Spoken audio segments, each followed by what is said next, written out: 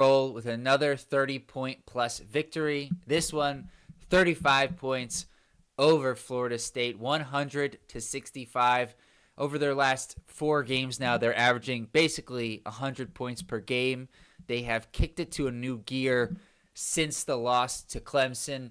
And today, they did it without Malik Brown, without Tyrese Proctor, and without Cooper Flagg for the majority of the first half. And it was a total team effort like it has been the whole season. But today was certainly led by Con Knipple.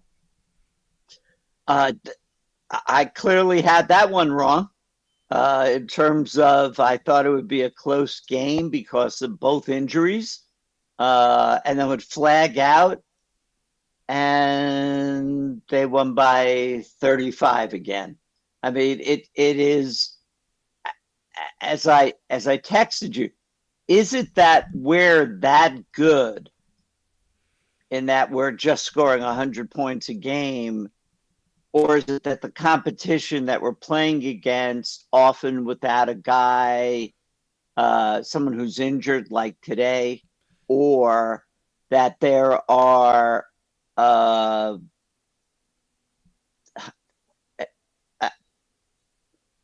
broken record. Everyone, you can sort of turn down the volume now. We're not being tested the way that Auburn and some of the SEC teams are being tested. And so I really look forward to getting done with the last 2 games and then going into the ACC tournament where we will, hopefully it'll shake out that we'll have Clemson and Louisville and we'll get some tuning up for March Madness. But right now, these games are fun as a Duke fan.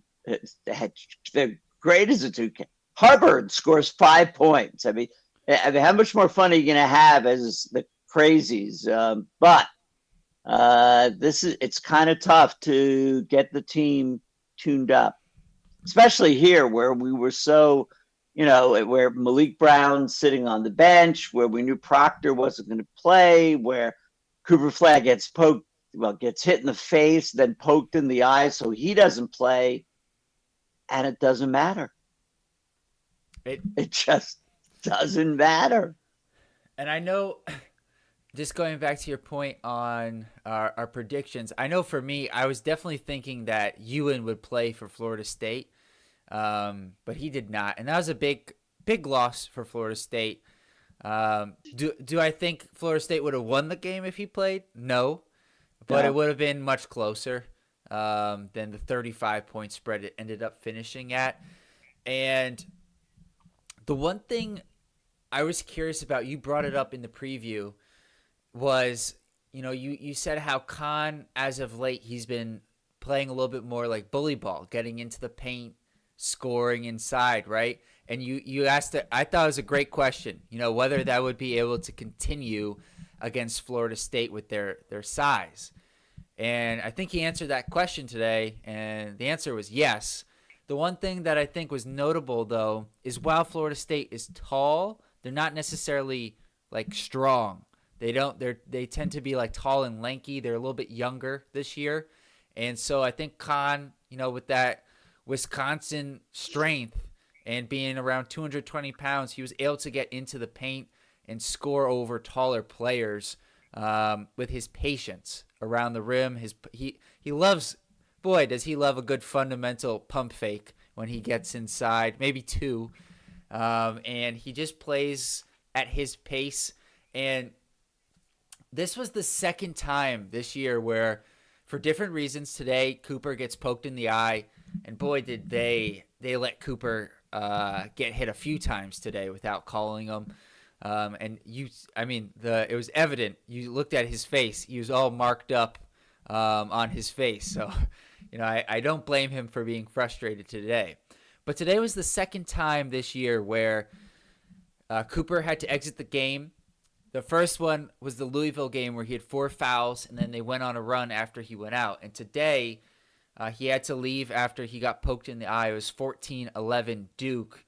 And by the time it got to halftime when he was able to come back in for the second half. It was 47-30, and they did that with Sion James picking up a second foul, and it was Con Knipple and it was Mason Gillis, and it's the second time this year where when Cooper Flag has had to come out, Mason Gillis enters the game, and Duke is able to go on a run. And so you gotta obviously Con gets a lot of credit, and I think also Mason Gillis gets a ton of credit for what he did tonight in this game against Florida State. Well, and you know that I would have picked Mason Gillis as the guy to start in place of Proctor and have Isaiah Evans come off the bench. And the way that Isaiah started the game, going 0 for 5, I felt I did feel like that is a better move to do it that way. But clearly, John Shire in the second half started Isaiah Evans again, and he preferred to have Isaiah Evans as the fifth starter. Clearly, and I think part of that is he wants to reward him, for his defense and say, like, this is, you've done what I've asked you to do. Now you get to start, because Proctor's out. And he's been rewarding him, obviously, with more playing time of late. I think we both agree, though, it's certainly Evans as the spark plug and Evans as a starter. I don't know. We'll look at the stats in just a bit, but he took a ton of shots, a lot more than anybody else today.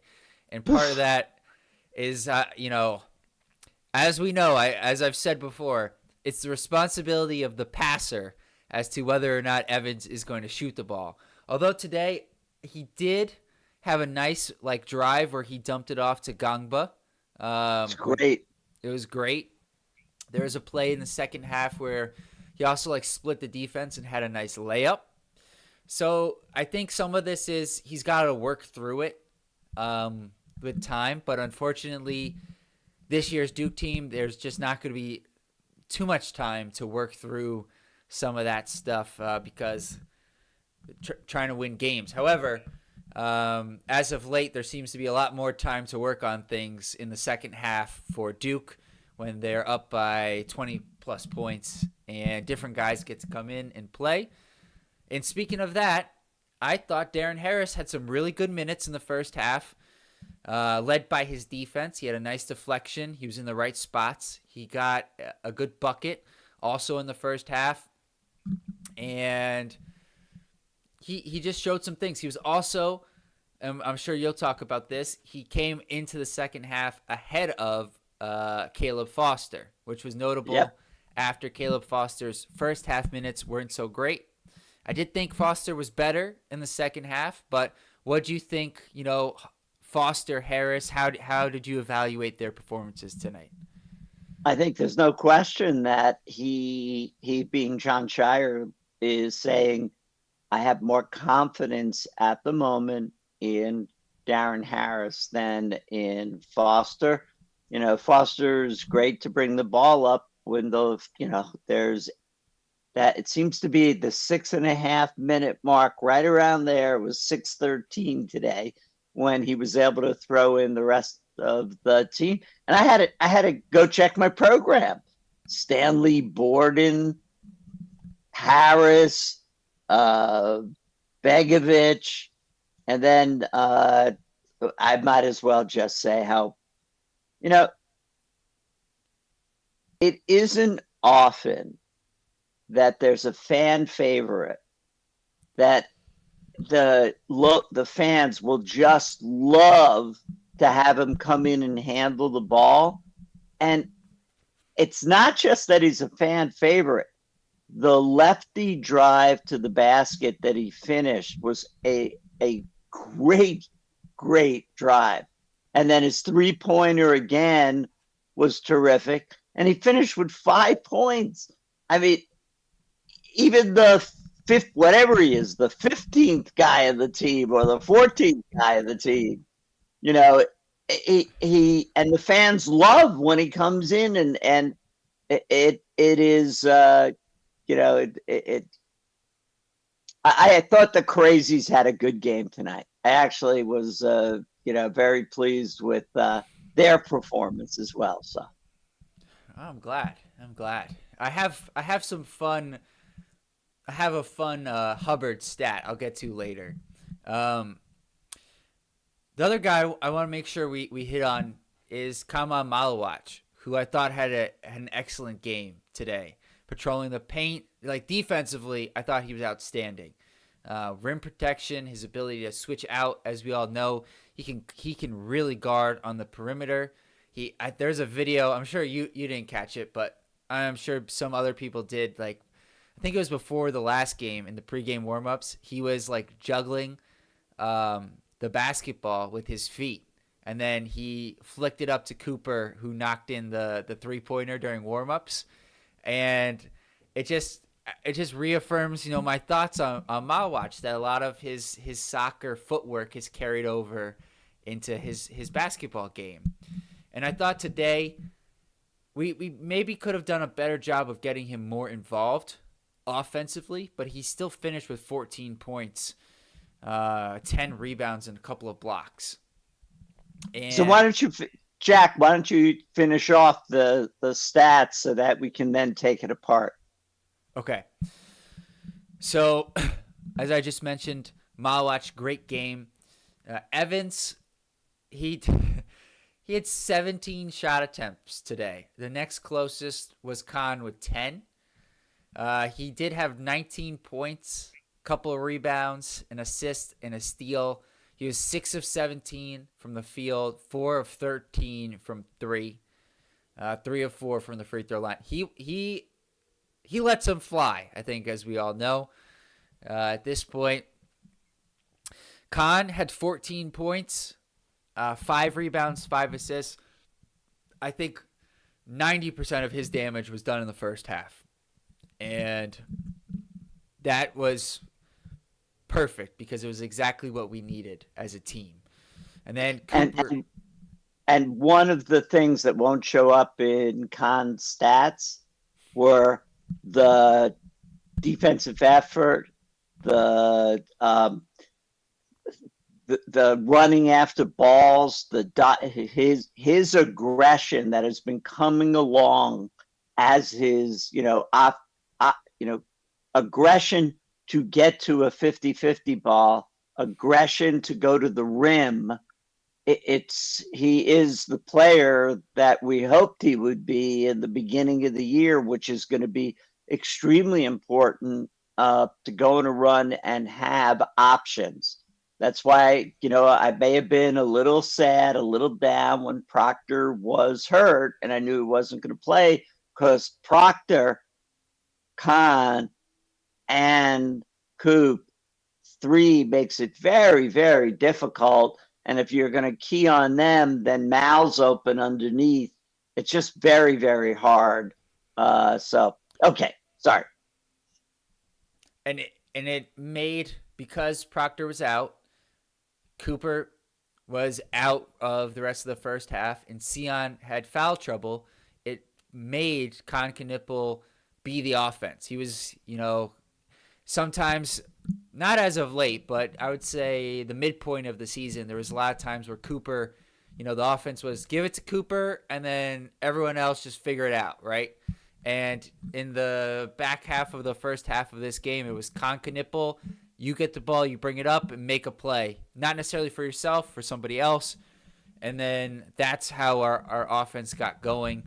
And he was fantastic. Cooper had 16 points. Most of his work was in that first, couple of minutes of, not a couple of minutes, but 6 to 7 minutes of the first half. And then in the second half. So he had 16 points, 6 rebounds, 4 assists, and 2 steals. If you didn't watch the game, you would think he had a normal game and just wasn't spectacular. But he actually was spectacular. Oh, he also had a block. I shortchanged him. He didn't have as many minutes as he typically would because he kept getting hit in the face. Sion James, he definitely struggled with foul trouble today, but when he was in the game, he was pretty effective. 7 points, 6 rebounds, 4 assists, and a block for Sion. Aggressive, getting downhill as he has been doing more and more of as the season has gone on. Mason Gillis, 9 points off the bench. 5 rebounds, and an assist. He hit a couple of 3-pointers.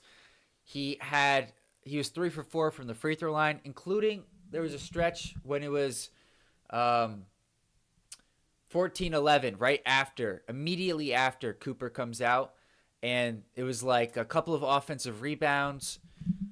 Gillis drives the ball to the rim, gets fouled, hits a couple of free throws, and then Khan sets up Gillis for the 3. So it's 5 straight points for Gillis at a timely moment. Yeah. Gangba had 4 points and 3 rebounds today. I didn't think it was his best performance. I thought it was like a solid performance by Gangba. We talked about Darren Harris. He had 6 points, 4 rebounds, and an assist and a steal. His 3-point shot looks a bit off, which is kind of funny considering that's what he was known for coming in. But I think some of that is just he hasn't gotten consistent playing time. So I'm going to give him a big pass on that. Foster, 4 points, two rebounds, and an assist. He was 1 for 7 from the field. Hubbard, 5 points and a steal. And anyone else? Oh, Sheffield had a pair of free throws go down. That's it. Oh, Begovic also had a steal. All right, those are all of the stats on record here. Anything you want to mention before we move on from the stats?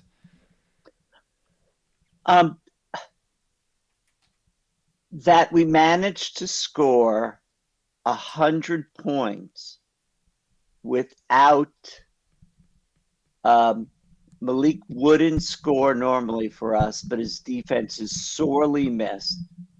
Without Proctor, who on any given night could be scoring 19. So kind of interesting. I may be a little critical over the shot selection for Isaiah Evans. Maybe I didn't want him to start, but if he'd come in and taken as many shots, I wouldn't be complaining probably. But he added the 19 points that you would have hoped Proctor did. So Coach Shire was pretty spot on in terms of wanting to start him. I had a difference of what I would have done. But now that I'm a newly minted assistant coach in the AAU here in New York, I have to, I don't know that my opinion will count any more than it does here because I have to follow what the coach wants to do for this team. Well, I think a couple of things as you're saying that jumped out to me. Score 100 points, right? Evans was our leading scorer, but he wasn't efficient. He was 6 of 17 from the field. We shot 44% from the field as a team, which is okay, not great.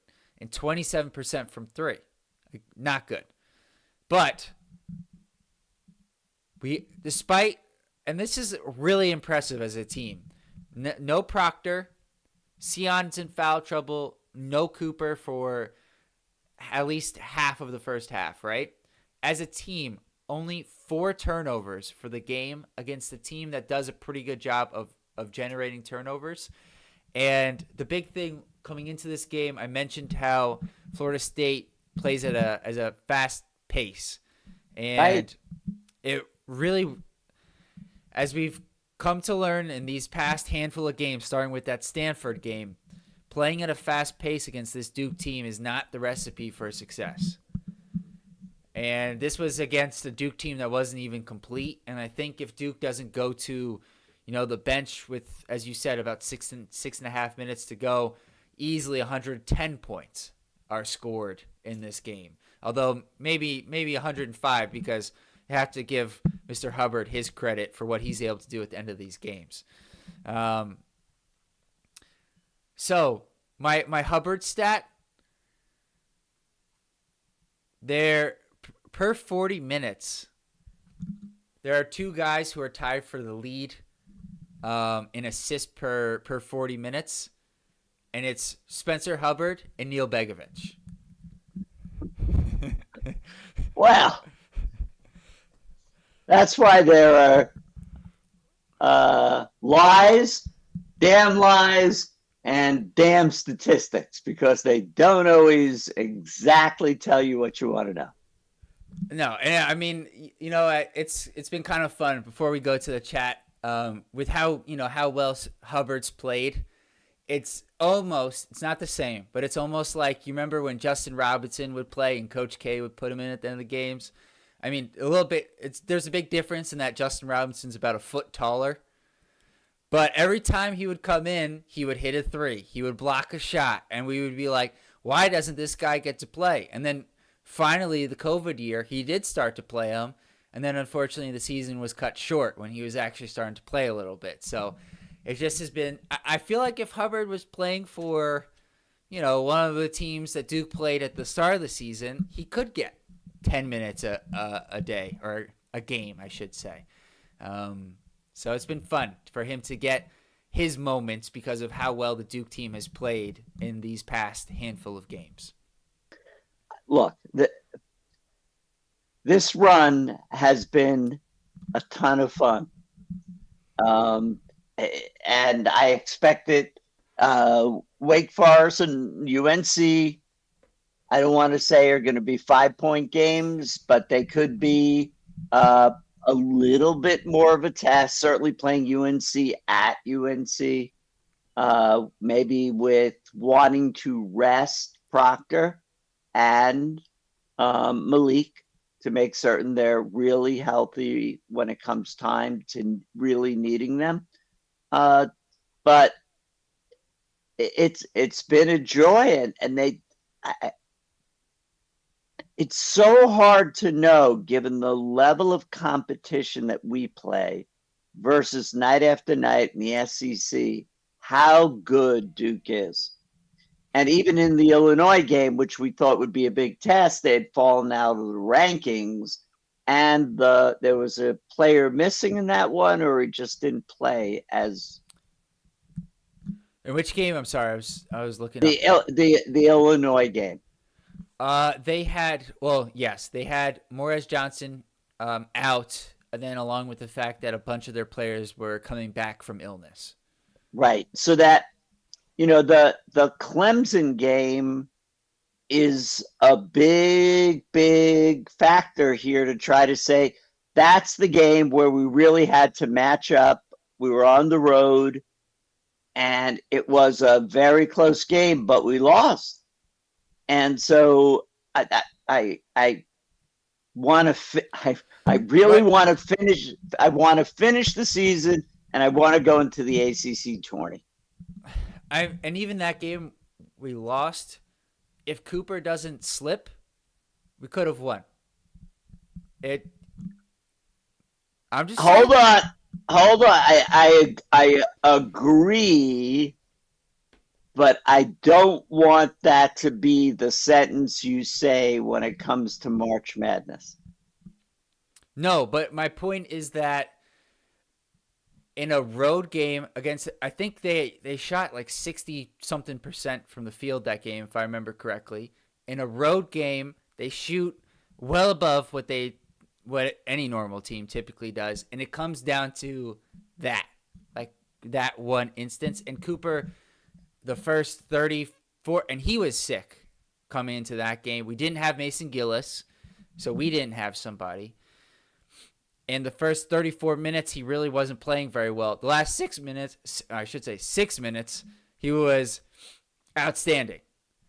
And, yeah, I mean, it was a road game, but I also know, there are times in the NCAA tournament where it can basically be a road game. The game that always comes to mind for me is when, I think it may have been of the recent Duke teams, your favorite team, the Tatum year, when Duke played, I may have this wrong, but I think so, when Duke played against South Carolina, and they ended up going to the Final Four that year. Duke plays South Carolina in the second round of the tournament, but the game is in South Carolina, and it was basically a road game from the tip. And so you never know. Did they win that game or lose that game? They lost that game. No, that's the game where the guy on South Carolina went off for like 36 points and had. I think it was Sindarius Thornwell. They ended up going on a run to the Final Four. It was a good team, but the game was in South Carolina, and Duke was the 2 seed, I think, if I remember correctly. And it was like, how did this end up? You're supposed to have the advantage as the higher seed and where you're playing, but you end up playing a road game. So you never know in the NCAA tournament. Well, it's nice to say they're neutral games. They're not always, a neutral affair, and especially the higher seed being, typically, if the game is close, especially early on in the tournament, all the other fans start rooting for the underdog. And so it turns into a road crowd. And so you've got to be able to deal with those environments. Especially if it's Duke. But, that's why it's why we've been watching college basketball for years. And I, maybe twice as long as you, have it's fair. We have our ways of looking at it. We always say that the game really isn't two halves of 20 minutes. It's actually 5 segments of 4 minutes to really be able to watch the flow of the game. But when it comes to March Madness, we've always said it's a 6-game winning streak. And can you go on that 6-game winning streak? And that's why I think I go back to the point about Cooper Flagg. It could come down to a Cooper Flagg slip on the floor. It could be that we're in a place where, like in the South Carolina circumstances, we're looking at it, we're saying, come on, how did this happen? And, the only thing I will say with regard to this team, and again, it's so hard to compare it, is that here we are clearly out, with it at one point, 3 of our 6 top players not in the game. Would you predict that we're going to win by 35?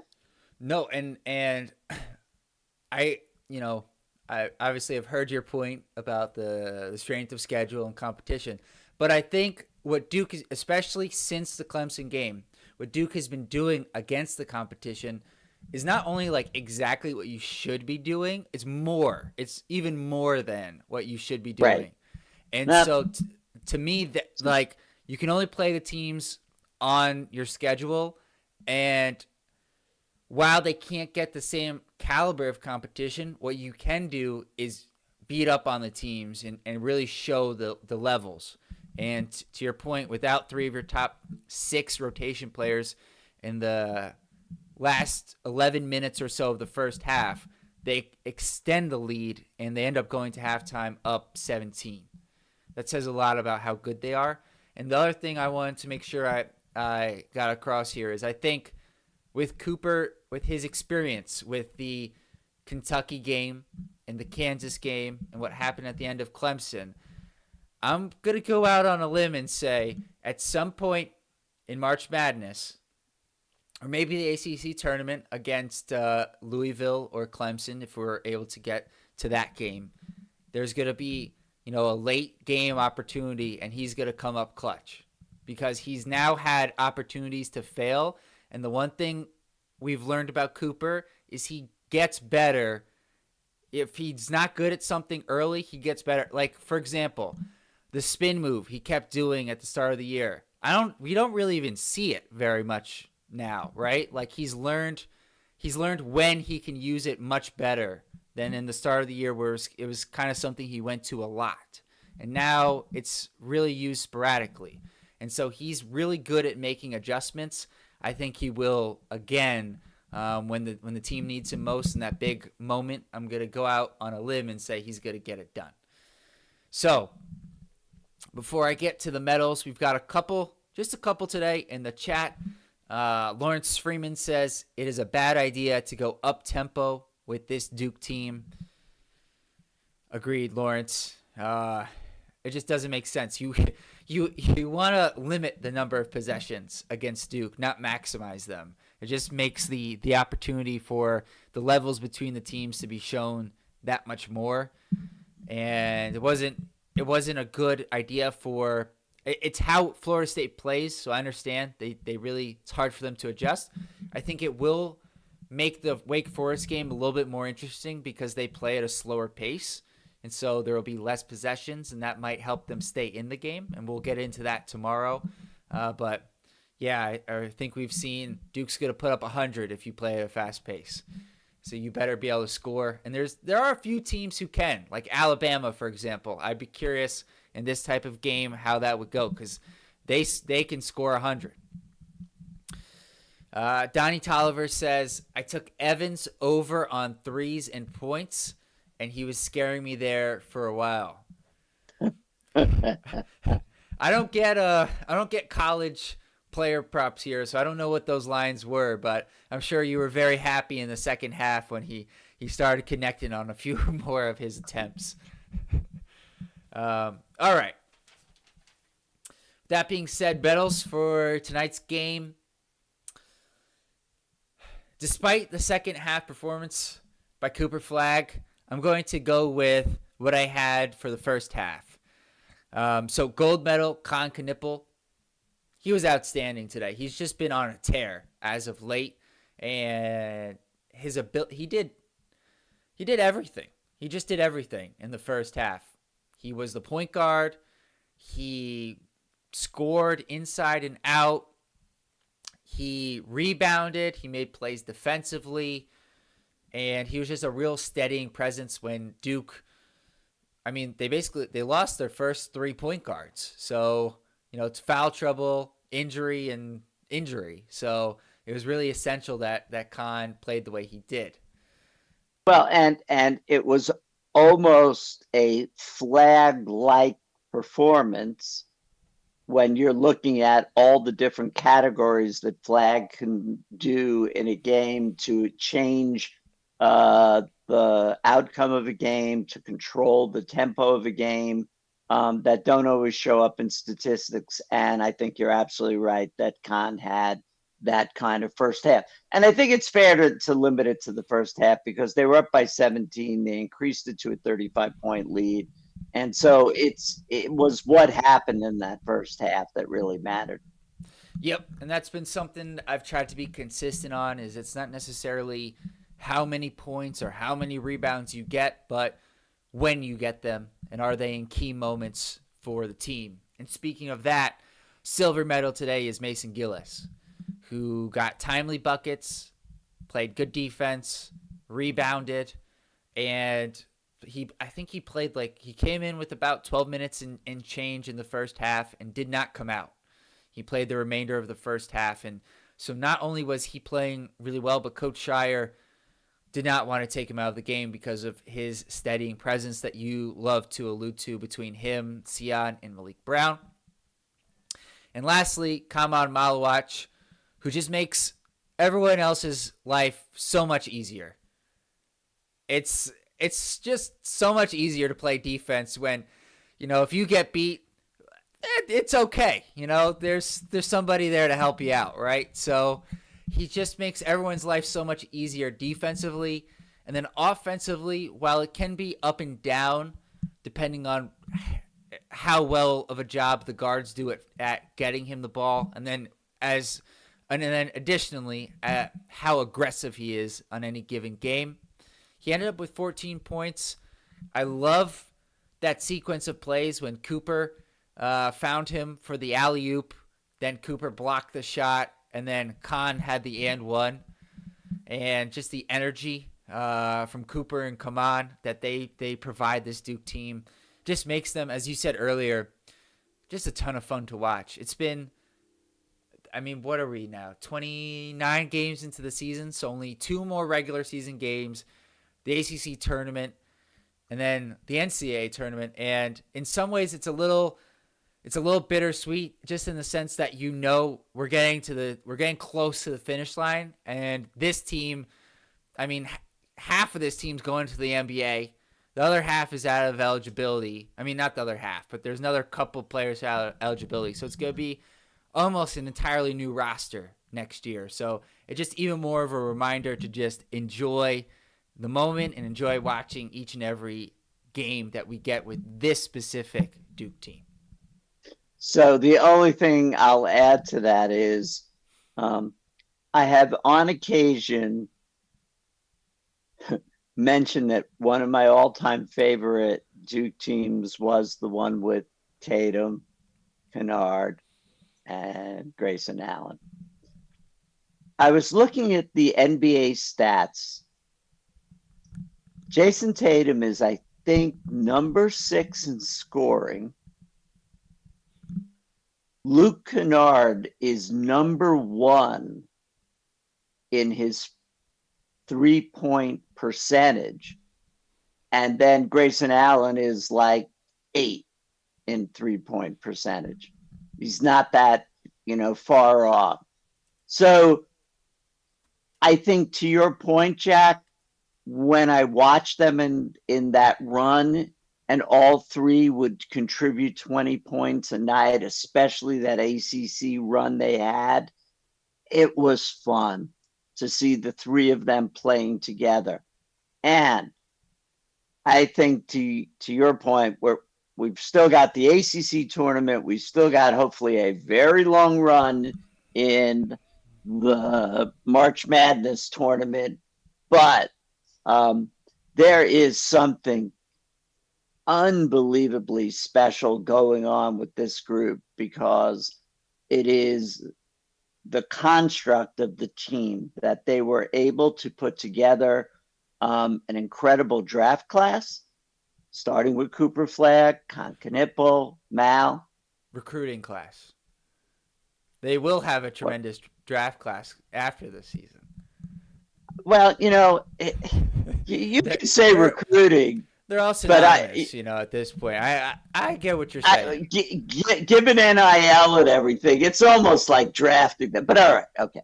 So, and the fact that they found that core three of Malik Brown, Sion James, and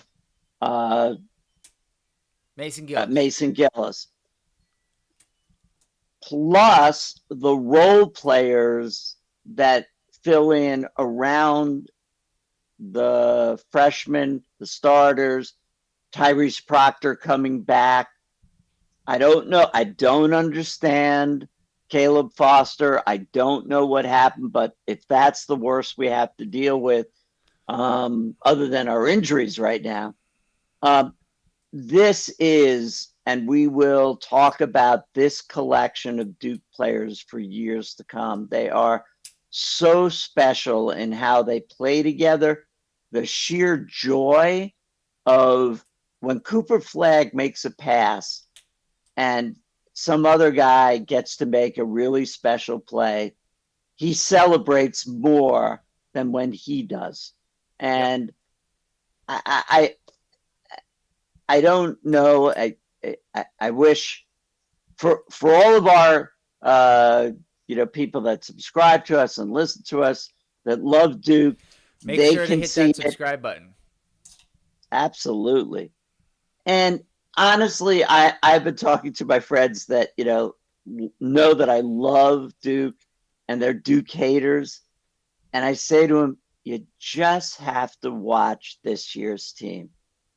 And maybe that is it. Maybe that there is something unique about this team that will carry them to the Auburn Duke championship game, one shining moment that will be dominated with one shining moments by Duke. Yeah. So, you went on for a little bit there. There's a couple things I wanted to say. So, number one, Grayson Allen was number 1 in 3-point shooting last year, and Kennard was number 2. So, and last year, as far as I'm concerned, even though he wasn't Finals MVP, Jason Tatum was the best player on the championship team last year. So, the 3 players from that team have gone on to be pretty damn good players, respectively, in the NBA. I also think, to your point, for the Duke haters, this Duke team, and I think before that, certainly the Zion team, I understand people hating Duke. I get it. Like even as Duke fans, that we are. Because listen, I hate the Yankees. I think they're relatively similar, so I can see both sides to an extent. This year's Duke team, it's just hard for me to understand how you could hate them. They're just a ton of fun to watch. They play the right way. Their defense is awesome. It's the best Duke defense I can remember. I know when I was really young, Duke had some great defenses, but I don't remember them very well. So from what I can remember, this is the best Duke defense that I've seen. And as you said, it's probably the Shane Battier years when their defense was just incredible. Oh, well, I'm glad you brought that up because I was looking at that the other day, and this was a fun stat. So that year when they won the title in 2001, they shot the most threes per game. It was like 27 threes per game. And Coach K was ahead of his time, with having the number of threes that they shot per game. And both Battier and Jay Williams were shooting over 7 attempts from 3 per game. This year, Duke shoots basically the same number of threes per game. Like I think they're about 28 threes per game, but they're like 50th in the country in attempts, which goes to show you the amount of threes has increased, but maybe not quite as much as it has like in the NBA. The college game is still catching up in that respect, but because the reason I was looking up, I was trying to remember, do I remember watching when like Shane was there? Not really. So I was just curious how much I could remember. But it was fun for me to see. Okay, we got one more. This is a good question. If you guys have any other questions, feel free to put them into the chat. We got a good question here from Ryan Thornhill. He asks, I'll let you go first, JD. If fully healthy, who do you see beating this team come tournament time?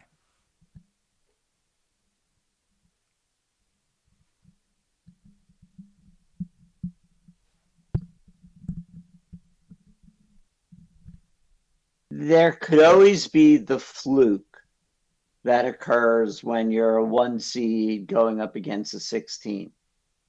I've been nothing but consistent to say that is not going to happen because of Mason Gillis, hopefully Malik Brown, and Sion James. There's something about their presence that just can stabilize things. And let's face it, how the expression goes that the freshmen are no longer freshmen by the time they get to tournament.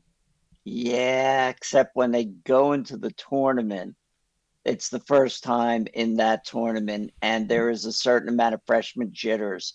And having Mason Gillis, who has played in the finals, is going to make a big deal of difference. So, that said, I really only see 2 teams that could possibly do it. And I'll start with Alabama, with their sheer amount of offense and the fact that they have multiple weapons. We haven't come close to playing against the team with as many weapons in the ACC as in Alabama. So if I got it right, that's Mark Sears' Alabama? Yes. Yeah. He's like Jalen Brunson light. Absolutely. Sears is just so much fun. And then, of course, Auburn. Auburn is, as we were talking about when we were texting each other, they're 15-1 in the SEC. That is mind-boggling to me, the amount of quad 1 wins they have. And so, we've always said, let's hope that the basketball gods are good to us. And Duke's on one side of the bracket, Auburn's on the other side of the bracket, and it's going to be a hell of a Monday night when we win. So the short answer, since I'm incapable of giving a short answer, is we're going to win it all. There is no one that's going to beat us this year. I agree.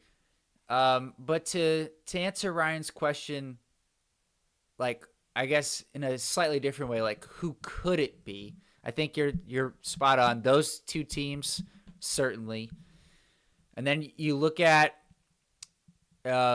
teams. I'll put them in like groups, like Tennessee, Houston, St. John's, who if they're 2 seeds and Duke is the 1, their defense with their physicality, especially I think Houston this year because they have much better 3-point shooting than they have in the past.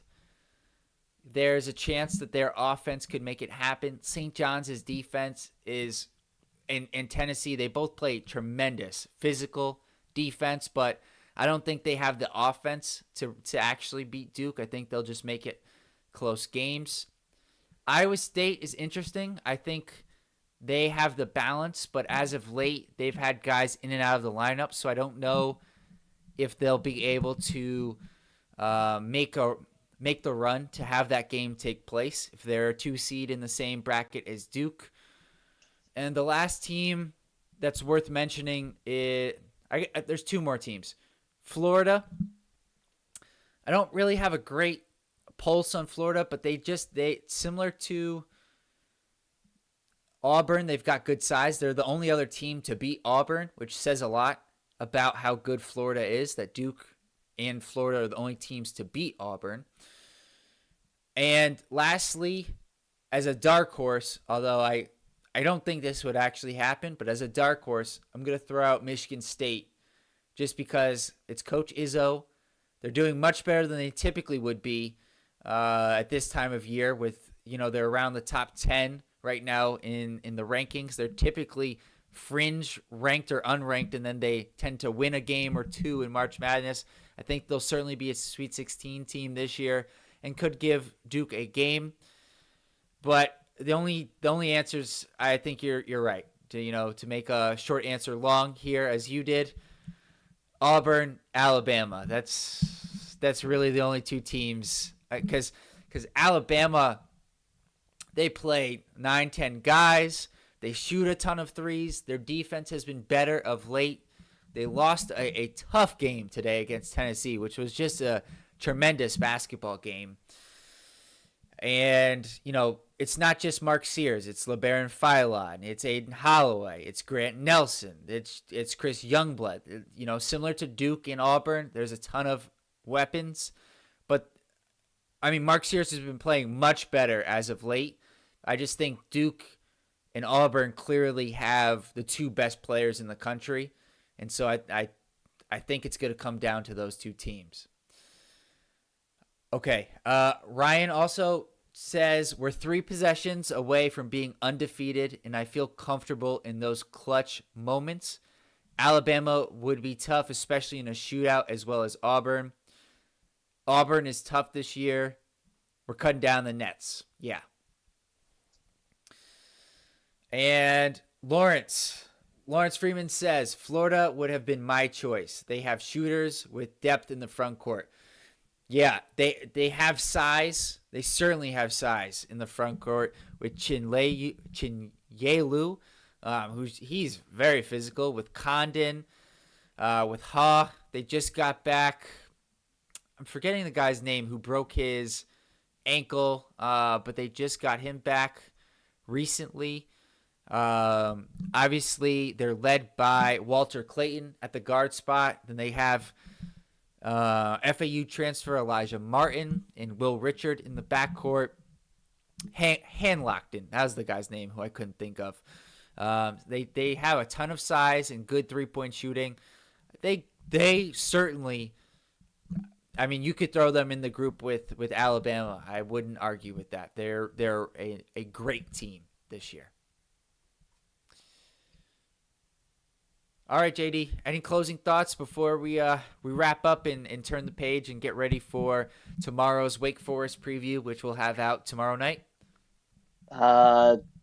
just feeling good about putting another 100-point win, being happy that I was wrong, thinking it would be a 5-point win, and look forward to the next episode of Talking Ball. Absolutely. And thank you for saying that. Our winner for today was Macaroni Daddy 93, who had the final score as 95-69 Duke. Pretty damn close. Yeah. Yes. Clap it up for Macaroni Daddy 93. So you're in the win column. We've got one, two, three, four, five different winners since we've started. So if anybody can get their second win, you're in the pole spot here. So make sure for the preview to drop your score predictions. We'll remind you again during the preview. Please like this video, subscribe to the channel, drop a comment or a question, and share it with your basketball friends. We'll see you guys tomorrow.